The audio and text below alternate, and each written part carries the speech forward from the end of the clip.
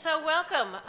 Welcome to the finale of the 2015 One Book, One Philadelphia program. Can you believe we've reached the culminating event for One Book, One Philadelphia so quickly? You know, there's a lot of planning that goes on, but I think when you're enwrapped with such a fabulous book and a fabulous author around a fabulous program, you never want it to end, but alas, right, Marie? So before we begin tonight's program, there's a little bit of housekeeping. Oh, in case you don't know me, I'm Siobhan Reardon. I'm the president director here at the Free Library of Philadelphia. So, thank you. Thank you. So we have a few housekeeping tidbits, is that we would love for you to silence your cell phones. If you're going to take a picture, no flash photography. And of course, a book signing will take place upstairs after the program with Christina. So, every year we look forward to the One Book, One Philadelphia program. It is a pretty democratic process on how we decide upon a book. And of course, this year was one of those books that was so easy to decide this was exactly the right book at exactly the right time. And it reflects the kind of important flagship program that One Book, One Philadelphia is to the Philadelphia community. It brings the community together through reading.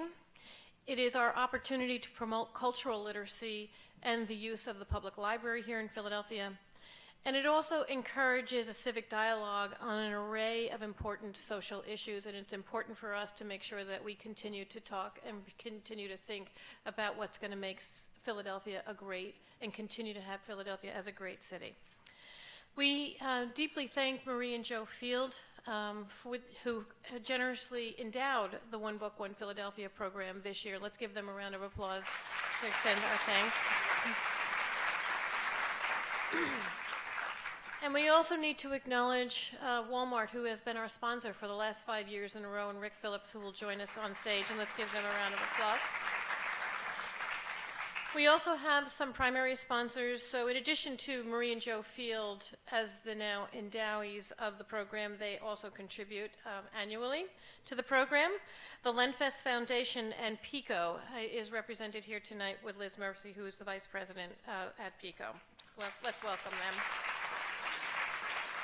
We have our media sponsors, WHYY, City Papers, Harmelin Media, and Keystone Outdoor Advertising, and I will be remiss if I don't thank Marcine Mandelman and KYW for all of the talk that they have given this one book, and let's give them all a round of applause and thank you.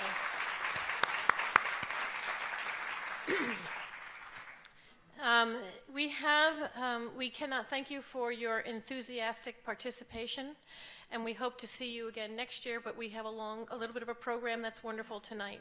And so I want to thank you, I want to thank Marie, and I want to thank all of the sponsors one more time with feeling. Thank you. Yay! I now have the privilege to introduce Rick Phillips, Walmart Human Resources Manager, and in recognition of Walmart's support of this program for the last couple of years. Rick.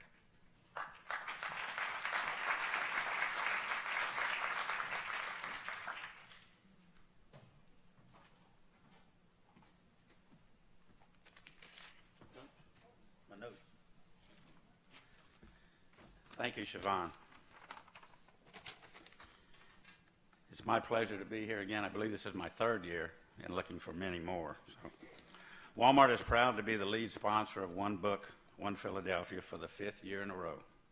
It's a program that truly unites our community and enriches people's lives by making connections through literature and community. Over the past 5 years, Walmart has donated nearly $500,000 in support to help ensure that One Book, One Philadelphia continues to enrich the lives of as many Philadelphians as possible. At Walmart, we are committed to operating globally and giving back locally to the communities we serve. We continue to be proud to support One Book, One Philadelphia through this strong partnership.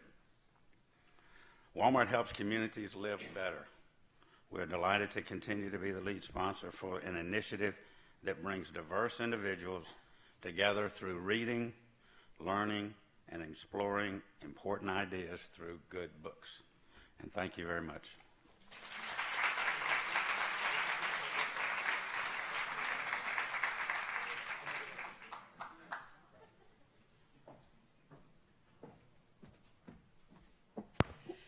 Thank you, Rick. And now I have the absolute privilege to bring up the chair of One Book, One Philadelphia, Marie Field. Marie.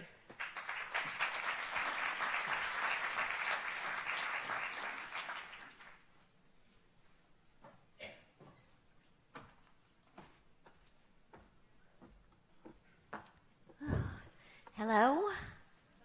Hello. Welcome to the grand finale and celebration of the 13th year of Philadelphia's longest running hit show, One Book, One Philadelphia. Yay. In just a few moments, I shall be honored to introduce our 2015 author, Christina Baker Kline, whose mesmerizing historic novel, Orphan Train, has occupied center stage for the past 9 inspired weeks of reading, discussions, and programming. Christina herself has been a dynamic presence in our city, appearing in multiple venues to read, inform, and interact with her captivated audiences.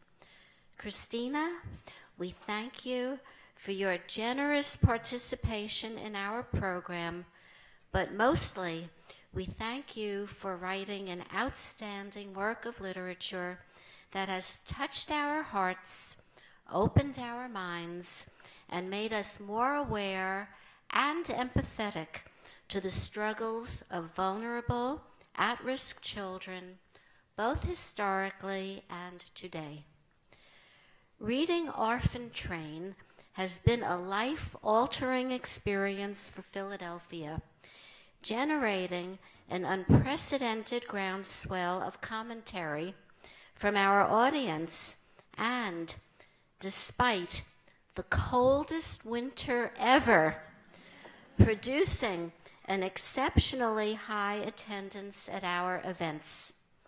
Through the alchemy of her masterful writing and storytelling, Christina has brought to life that tragic period in American history when more than 200,000 orphaned, abandoned, and homeless children were carried by trains from eastern cities to Midwestern rural communities where they faced uncertain, often frightening futures.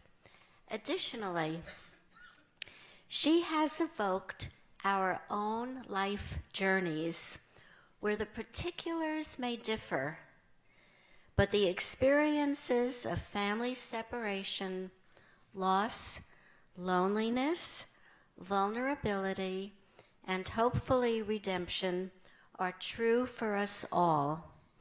That recognition of our shared common human experience, despite our differences, is the hallmark of the One Book, One Philadelphia program, and the truth we revisit year after year, book after book. I would like to take a moment to thank the many supporters who breathe life into our One Book program. Deepest appreciation to the generous donors, the devoted library staff, and the selection and steering committees who volunteer countless hours to help develop One Book, and to the hundreds of community partners who create amazing programs to enrich and publicize our project. As always, my heartfelt gratitude and admiration for Kalila Williams, creative and multi-talented program coordinator of this wonderful project, which embraces more than 100,000 people from all walks of life across our region. This past season, as always, our programs have been designed to augment and deepen our reading experience. Inspired by Orphan Train, many of these have centered on the plight of the historic orphan children, as well as their contemporary brothers and sisters. Several programs and exhibits have been inspired by the Irish and Native American characters in the book, giving us an opportunity to celebrate the contributions of those members of Philadelphia's diverse community. We are thrilled that our reading selection has generated original writing, music, and art, as well as thoughtful inquiry and conversation, and once again thank everyone who has made this possible. Christina Baker Kline was born in Cambridge, England, and grew up there as well as in the American South and Maine. She is the author of 5 novels: Orphan Train, Bird in Hand, The Way Life Should Be, Desire Lines, and Sweet Water. Writer in residence at Fordham University from 2007 to 2011, Kline has also taught literature and creative writing at Yale, NYU, UVA, and Drew. She currently lives in New Jersey with her husband and 3 sons. And now it is my pleasure and honor to introduce our amazing 2015 One Book, One Philadelphia author, Christina Baker Kline. Okay. Okay. I am also delighted to invite Kellen White, Community Engagement Manager for the office of Councilwoman Blondell Brown, to the stage to present a City Council citation of honor to the highly esteemed author of Orphan Train. So you can both come up.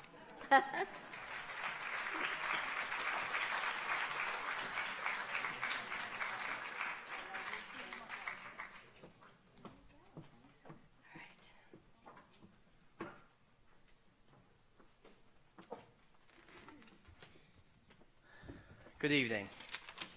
Now, I know we're in the library, but you guys can actually speak loudly now, so let's try again. Good evening. Good evening. Thank you. My name is Kellen White, and I know the program says it's supposed to be Councilwoman Blondell Reynolds Brown, and I'm obviously not her.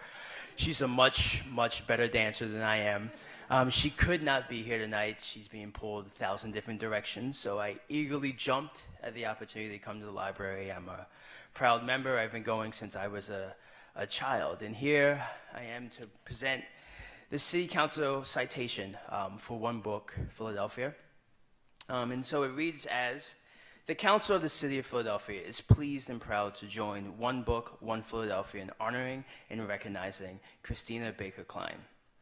Whereas One Book, One Philadelphia is a joint project of the Mayor's Office and the Free Library of Philadelphia that has the goal of promoting literacy and encouraging the Philadelphia community to come together through reading and discussing a single book.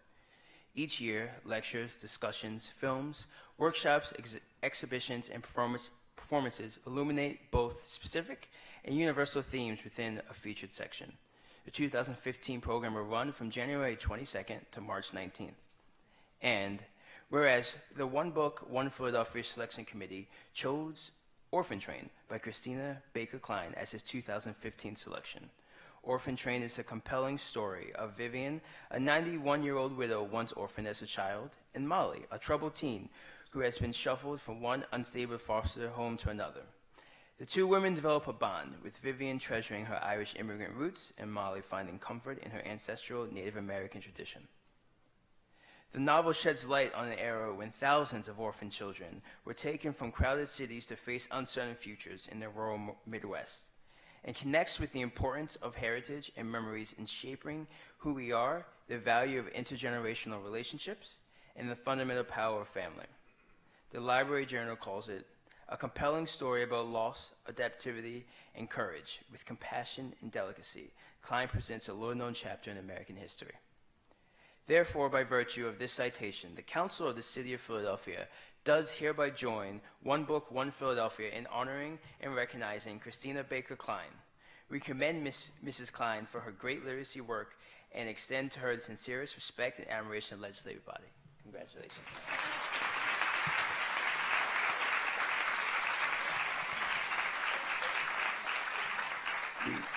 We also have a picture of all of City Council holding the book. None of you out there will be able to see it, but I'm sure Christina would tell you how beautiful they all look in the picture. Especially you. Yeah, Thank you so much. This is gorgeous.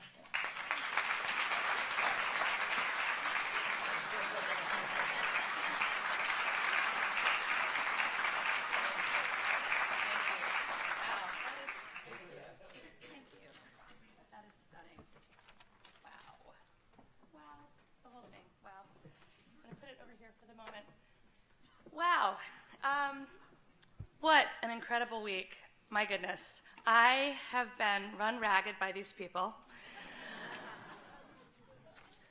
And truly, it's been a joy. I feel so privileged in so many ways. So if you've heard me speak before, you know that, we're going to have a little slideshow here in a moment.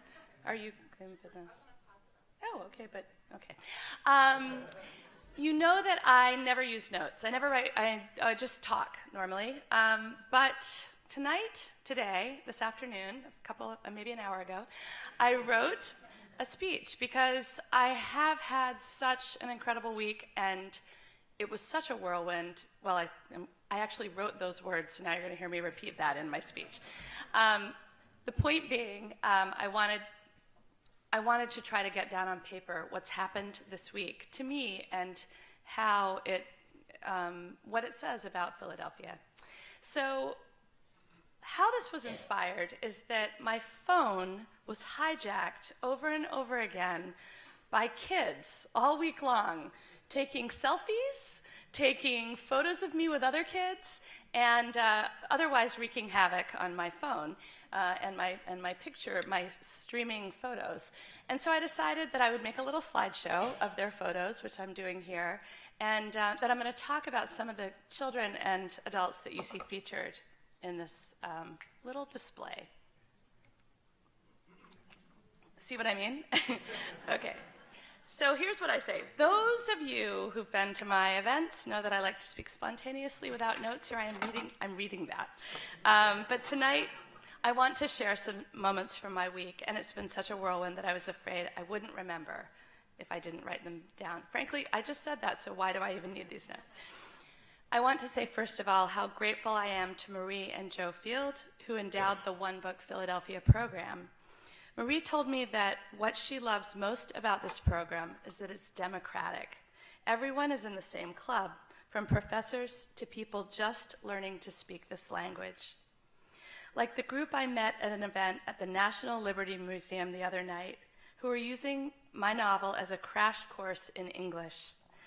They showed me their pages, underlined and filled with sticky notes, translating some of the harder words into Chinese, Russian, and Spanish.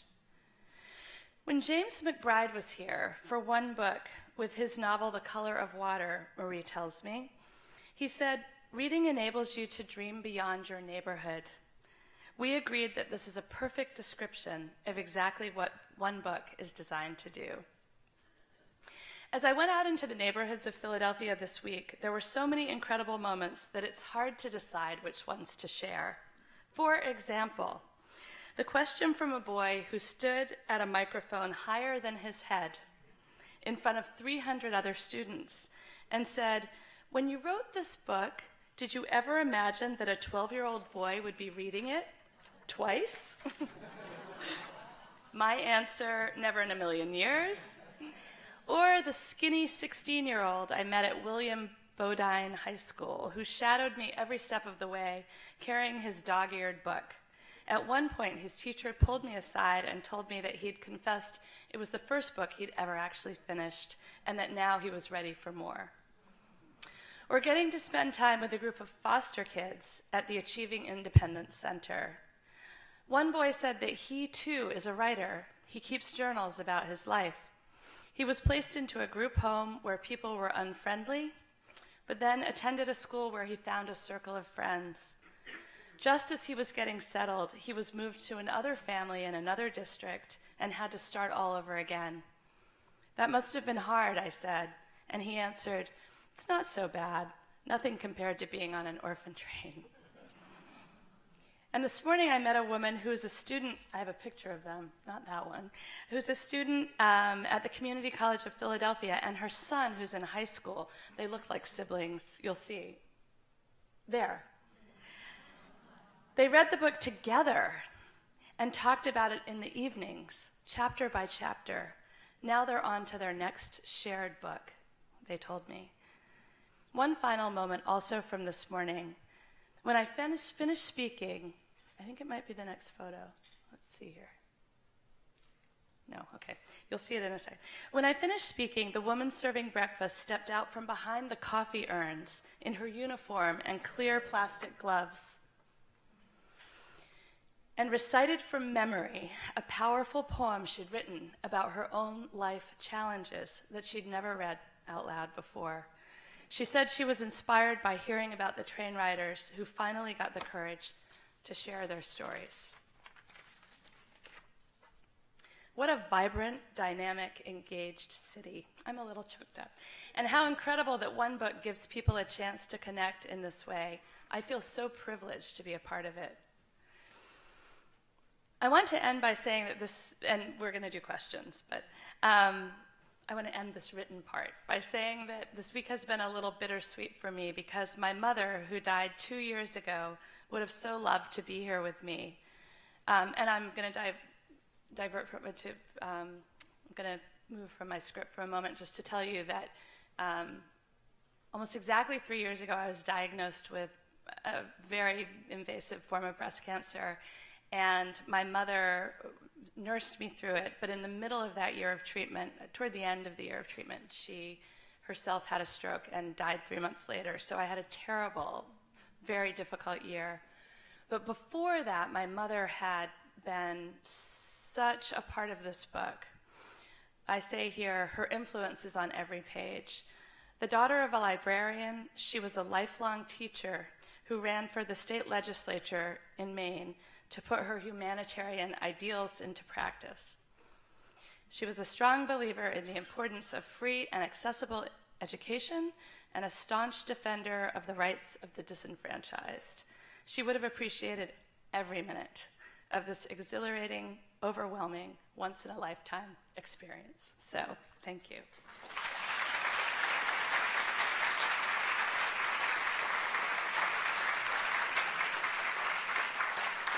I'm fine now. I'm fine. So anyway, I'm happy to take questions. I know we have a few minutes for that, and please feel free to ask me anything. Yes? Please wait for the microphone. Okay. When you were here before, you mentioned your father-in-law Yes. was an orphan on the Orphan Train. Would you talk, you promised to say something more about that. Well, I have yacked at length about that this week, but I will tell you right now, my husband is in the front row, actually, next to my son, Hayden. If any of you saw the slideshow, Hayden is the one playing the piano in the pirate costume in the front, the very first slide. Over a decade ago, we were visiting my in-laws in Fargo, North Dakota, and my mother-in-law pulled out a book in desperation to show my children from the little town of Jamestown, North Dakota, where she grew up. And it featured this article on the Orphan Train riders. She'd never even heard of them, but even more surprising, her father was featured in this article, and his brother and their 3 sisters, 5 children, who went on a train to Jamestown, North Dakota, and never spoke about their experience. The article explained probably hundreds of children who came to Jamestown on the orphan trains, and yet the next generation didn't even know about the trains. The secrets were so entrenched, were so deeply kept. As it turned out, in my research later, I found that my husband's grandfather wasn't on an official train. The official trains came mostly from Grand Central, but from New York, Boston, a few from here, East Coast ports. And he and his siblings came from Missouri. But this article is what spurred my interest in the orphan trains. And after screwing up my courage for a number of years and doing a lot of other projects and books, I finally, 4 years ago, began working on this novel and did a lot of research. I went to Ireland. I interviewed seven living train riders. I read hundreds of their stories. I went to Minnesota to reunions. I went to reunions in New York City. New York Public Library had a lot of resources. So I kind of immersed myself in the story to try to understand what it was exactly. When I began the book, there were about 150 living orphan train riders, and today there are fewer than 10. And they're all between about 95 and 105 years old. So it was quite amazing that I stumbled on this story when I did. I feel very lucky to have done that. And I was also lucky because they opened up to me, and I had access to a lot of people whom I could sort of grill about what they had been through. So, yeah. Next.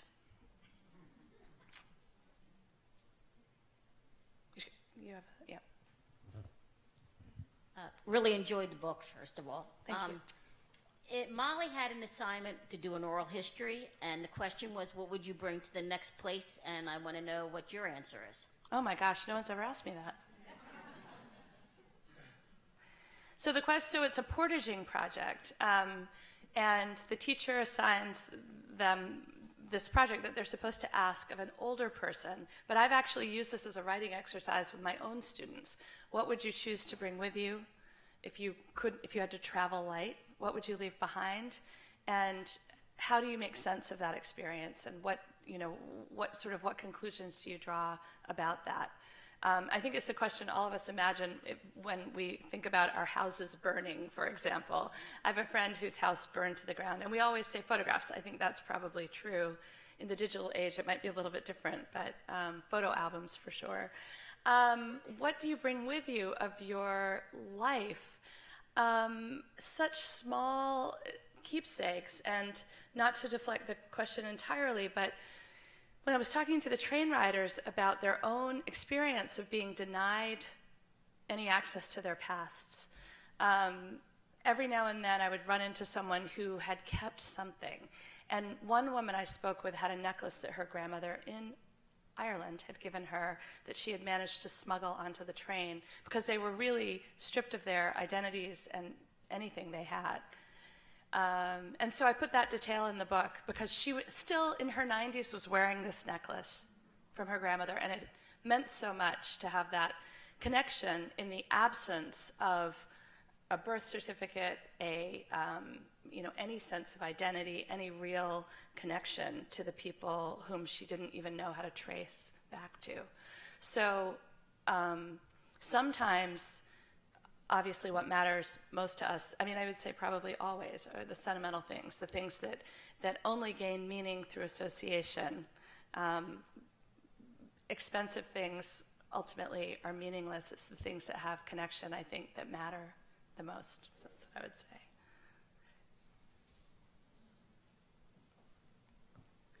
Okay. Hi, Christina. Thanks for a wonderful book. It was very emotionally connecting for me. However, I do kind of have a more dry technical question. Yeah. So the book it basically has two different timelines that are progressing at the same time, and then you sort of just jump back and forth with them, which I really like that technique. So I was curious and I've seen it in other books too. I was curious, when you write that, do you essentially write all of Vivian's story at one time all together, and then write all of Molly's and then sort of splice them together, or are you actually writing them in the order that we're reading them? That's a good question. Structure is always a very difficult issue when you're writing a novel. And to some people it comes naturally, particularly genre writers who are following a particular kind of trajectory, a narrative sort of pacing, and you're hitting certain points at a certain moment. And that isn't true for the kind of writing I do. So it was hard. I had done all this research. My father is a historian, and he warned me that I could fall down a rabbit hole and never emerge, and that I would never actually write this book because I would get so caught up in the research. And of course, it's much more fun to do research in some ways than to do the hard work of writing a book. So at a certain point, I had to stop researching and start writing before I even knew everything. And the analogy that I always use is that I don't know if you remember a children's book, and I will get to the answer in just one second, but a children's book called Harold and the Purple Crayon. So I think that Harold and the Purple Crayon is the perfect metaphor for an artist or a writer in particular, because Harold has to draw the door, not only the door, but the doorknob before he can turn the knob and walk into the room. If Harold wants to cross the river, he has to draw the boat, not only the boat, but the oars. And every single step of the way, he has to draw himself into existence. To me, that's what it feels like to write a novel, that you're always drawing your way into existence.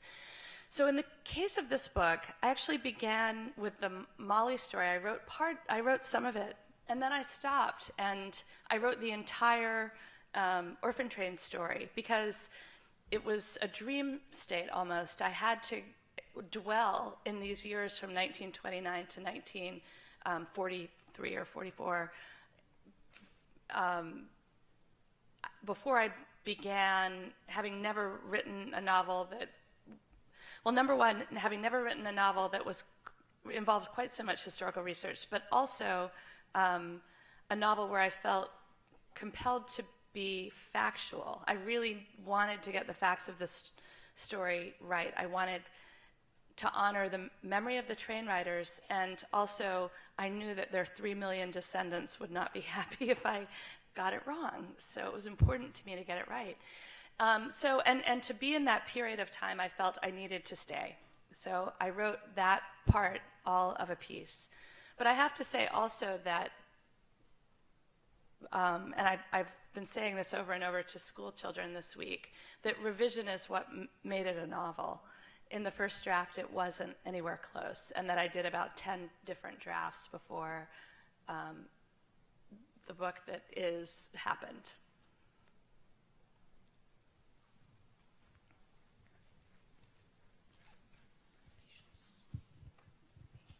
Thank you for coming.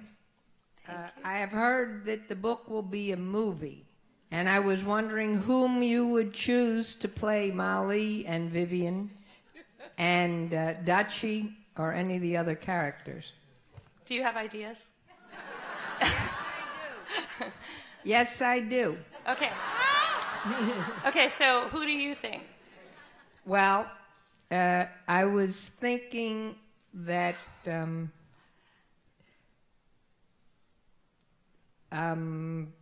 Angela Lansbury would play Okay, that's good. Yeah. Vivian, and the young girl, Dakota Fanning, or her sister, whatever her name is. Okay. No Justin Bieber. That's good. Okay. Yeah, it has been optioned. And it seems to be in process, but I need to tell you, I actually have a number of writer friends who've had very big books that have had extremely large movie budgets that have not been made. So I know that at every step, until it actually starts filming, I'm a little skeptical. We'll see what happens. There's a young actress attached named Haley Steinfeld who she was in True Grit. She was nominated for an Academy Award. And I think she's in a movie called Pitch Perfect 2 that's coming out soon. But anyway, so she's one of them. And then I think actually there are quite a few, I feel that there are quite a few older actresses who would do a great job with this role. So I would just think it's quite a visual story. And even more importantly, a lot of people have read this book, but it pales in comparison to how many people might go to a movie, and I think it would be great for the story of the Orphan Trains to be really widely known. So I hope it does become a movie. Yeah.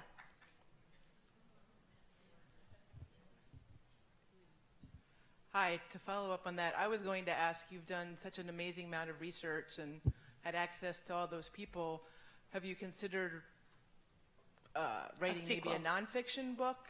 There's more a history of this is my ladies book club here, and we have history professors here who have never heard of the Orphan Train, so it's really kind of amazing that you unearthed this story that most of us never heard of, and it would be interesting to do sort of a more scholarly something or other, although a Hollywood movie sounds way more fun. No pressure or anything. Yeah, no pressure.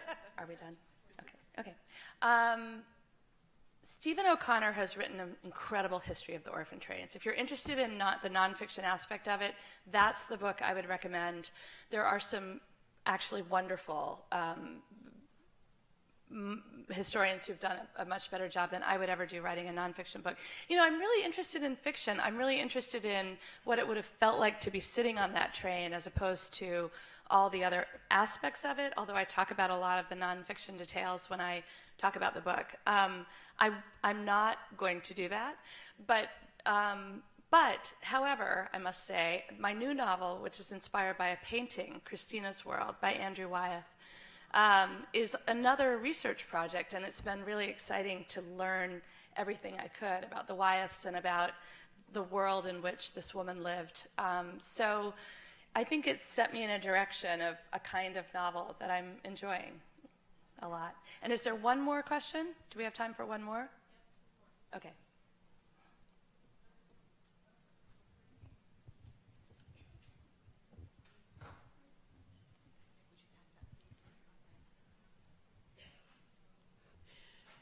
You talk a lot in here about one character being shuffled around in a lot of foster homes and group homes. Have you ever studied the American foster care system in depth, and do you think it needs reforming? And I know that kids are tossed out of that system at 18 and end up homeless, and do you think something should be done about it? Yeah, I mean, a lot is being done about it. I'm involved with a number of organizations that are on the case. CASA in my area, there are a number of CASA organizations all over the country, but I'm in New Jersey and I'm involved with 3 of those. There's another amazing organization called Roots and Wings, and they are focused on that period from 16 to 25 when foster kids need help applying to college and then getting through college if they can get there. I think some incredibly horrible statistic, like 2 to 4% of kids in foster care end up graduating from college. It's very low. And then once they're in college, trying to get them employed in good jobs. So there are these wonderful private organizations. Do I wish the government were doing more? Of course. And I've met with many groups of social workers who are doing what they can as well. A lot of states are extending the age from 18 to 21 to try to bridge that gap as well. You know, as the mother of 3 boys, 15, 19, and 20, I know how vulnerable children are at that age. It's hard to imagine my 17 or 18-year-old suddenly being on their own and without any support, and how devastating that is for kids who are. Before I wrote the book, I did a lot of research, and I taught in a prison and worked with members of that population. So that was where my interest came from. So anyway, thank you.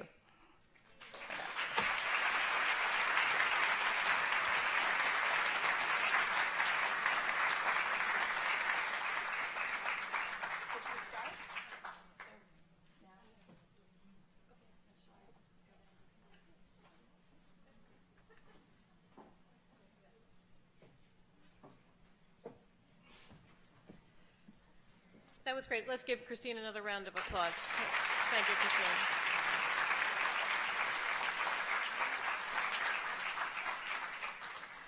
So now we're going to bring out Udi Bar-David. And Udi Bar-David is widely considered as one of the most versatile cellists in the world today, equally at home as a classical cellist and an innovative improviser of music of all genres. Udi has enjoyed performing on international stages with both classical and ethnic musicians from all over the world. He is a cellist with the Philadelphia Orchestra and a co-founder and guest artist with the Intercultural Journeys, which seeks to promote understanding in pursuit of peace among people of diverse faiths and conflicting cultures through a dialogue and the presentation of world-class performances in music, dance, and the spoken word, and other art forms. Udi will be joined tonight in performance by acclaimed percussionist Rolando Morales Matos. And so now, ladies and gentlemen, I'd like to bring out Udi and Rolando for...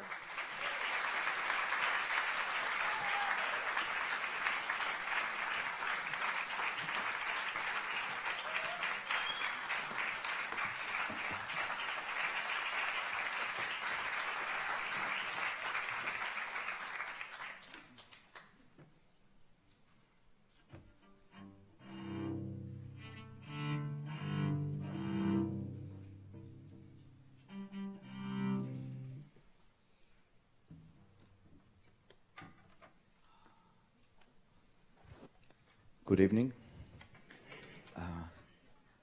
So you just split? Because you were supposed to be with us.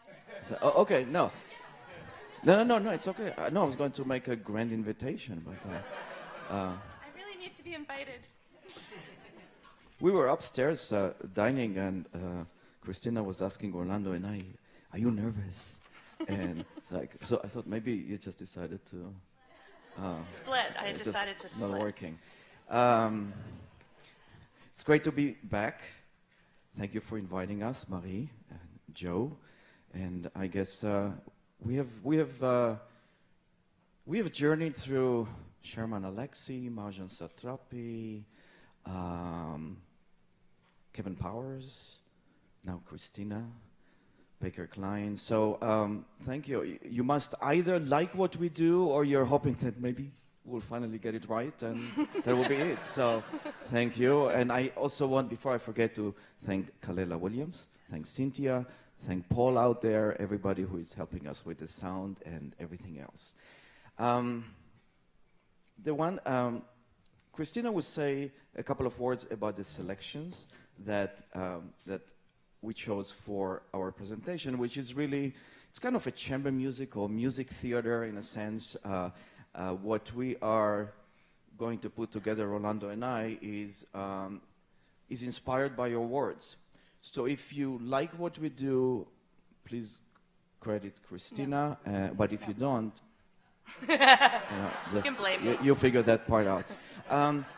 The one thing I would like to, because it's kind of a silver lining between the books that we have been a part of, is that it tells a story of immigrants, of American citizens who have been enfranchised for one reason or another. When we did the program with the Buddha in the Attic with Julia Otsuka. And in today's world, when we were putting our, we did rehearse once Monday, and when we put it together, what came to mind is really that the world right now, in the US, in Europe, in the Middle East, and many other places, unfortunately is so condensed with alienation of groups that look different than you, or act different, or practice different nationalities, religions, cultures, and it's really troubling. So we hope that the arts, so what we do today, which is really bringing words and music together, in a way we breaking barriers between art forms, and we hope that will help break barriers between people. So maybe you should say a word about the selections, and then I'll say a word about the music. This was such an honor, and I'm working with such geniuses here. I cannot even, you'll hear in a moment, but how my words are enhanced in this way, as you'll hear, and that some of the themes of my book come out in the music in a way that I could never have anticipated. I'm so glad that my son Hayden is here. He's majoring in music and gets to see true artistry here on stage. So we collaborated. I think we went back and forth with ideas for what pieces would work best. And I think that the idea was that we would try to convey a little bit of the experience of the Orphan Train rider and a little bit of the experience of the half Penobscot Indian girl who's in foster care, both of them have their own lonely journeys, and that's, I think, where it begins. But I think you also are emphasizing their cultural difference too, and eventually similarities. And the music is inspired by some Irish heritage, so you will hear themes from Tura Lura Lura. I'm pronouncing it correctly? No, why are you laughing? It's a lullaby. It's an Irish lullaby. Was it really weird the way I said it? That's right. Tura Lura Lura. It just sounds funny. You know, when you ask a Middle Easterner to pronounce an Irish lullaby, that's, yeah. Beauty in Tears, Give Me Your Hand, and Irish Washerwoman. And Rolando and I, we improvise. Some of what we do, we create. No, he doesn't like the word improvise. We create at the moment. Creation of the moment. So we might borrow some from our great colleague and friend, R. Carlos Nakai, the Native American flutist, who was here a few years ago. And even one tiny idea, if we do it, I kind of stole from Madame Butterfly. See, no, indirectly stole. I mean, of course, it wasn't intentional. So, but anyway, here is our chamber music. The Orphan Train. So here we are. I hope you like it.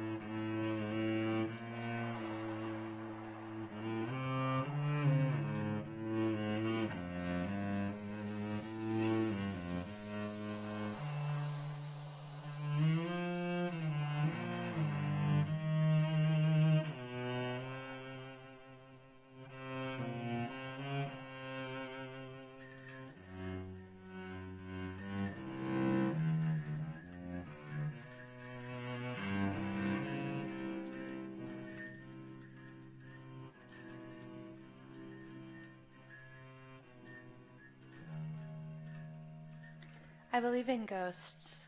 They're the ones who haunt us, the ones who have left us behind. Many times in my life, I have felt them around me, observing, witnessing, when no one in the living world knew or cared what happened. I am 91 years old, and almost everyone who was once in my life is now a ghost.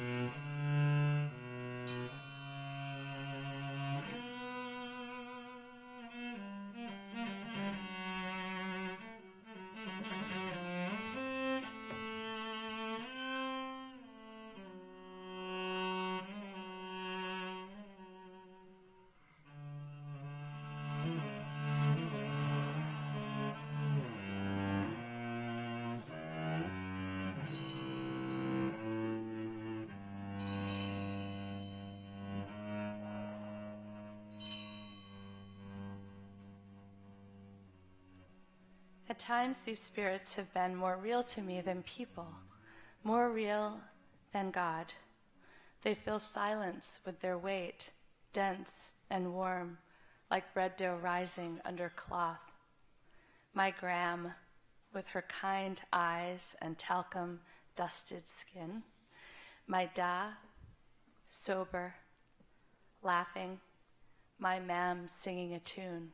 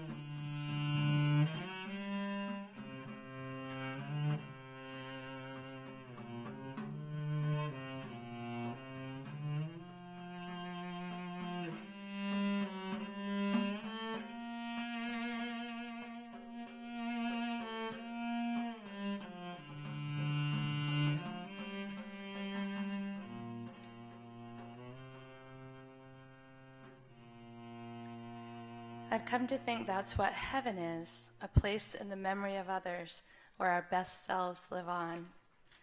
No substitute for the living, perhaps, but I wasn't given a choice. I could take solace in their presence, or I could fall down in a heap, lamenting what I'd lost. The ghosts whispered to me, telling me to go on.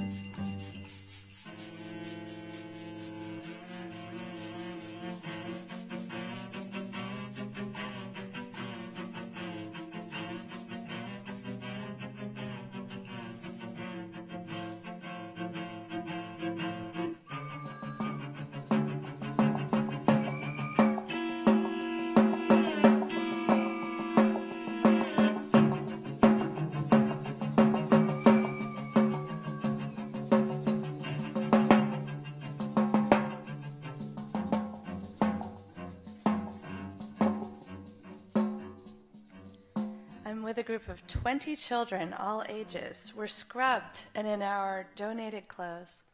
The girls in dresses with white pinafores and thick stockings. The boys in knickers that button below the knee. White dress shirts, neckties, thick wool suit coats. It's an unseasonably warm October day. Indian summer, Mrs. Scatcherd calls it, and we are sweltering on the platform.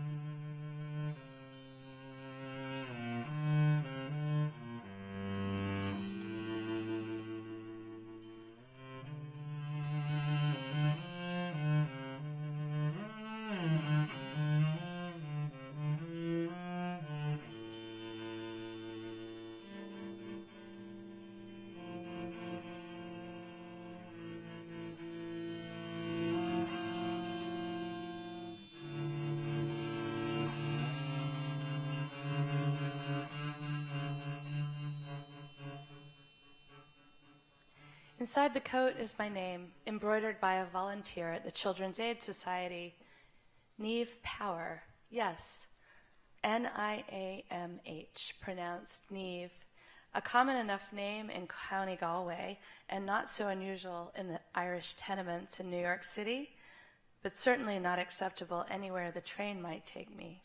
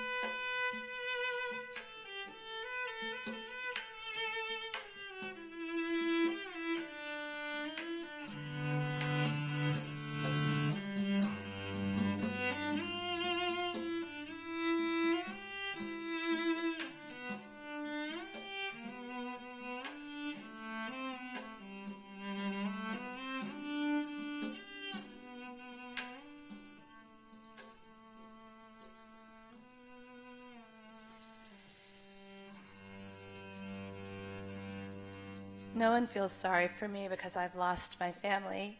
Each of us has a sad tale. We wouldn't be here otherwise. The general feeling is that it's best not to talk about the past, that the quickest relief will come in forgetting.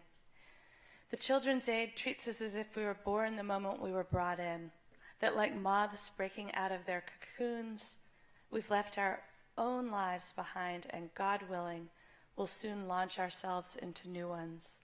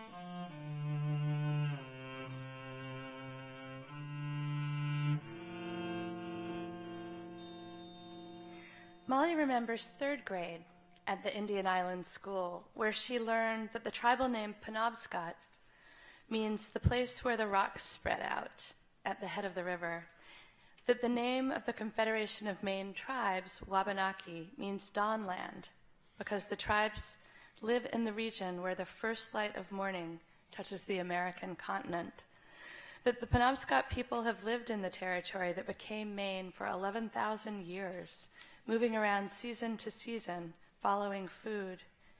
Indian Island, just above a waterfall, became their gathering place.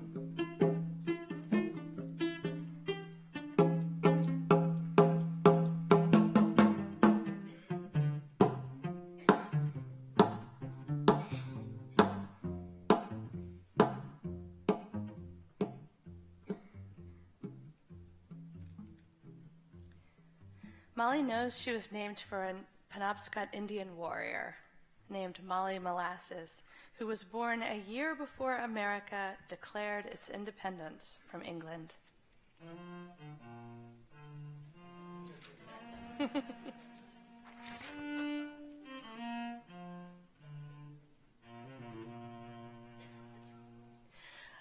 Molly Molasses was said to possess Matulin, power given by the Great Spirit to a few for the good of the whole. Those who possessed this power, it was said, could interpret dreams, repel disease or death, inform hunters where to find game, and send a spirit to harm their enemies. There's a photo of Molly Molasses taken near the end of her life. In it, she sits ramrod straight right there, wearing a beaded peaked headdress and two large silver brooches around her neck. Her face is dark and wrinkled, and her expression fierce. Molly stares at that face for a long time, looking for answers to questions she doesn't know how to ask.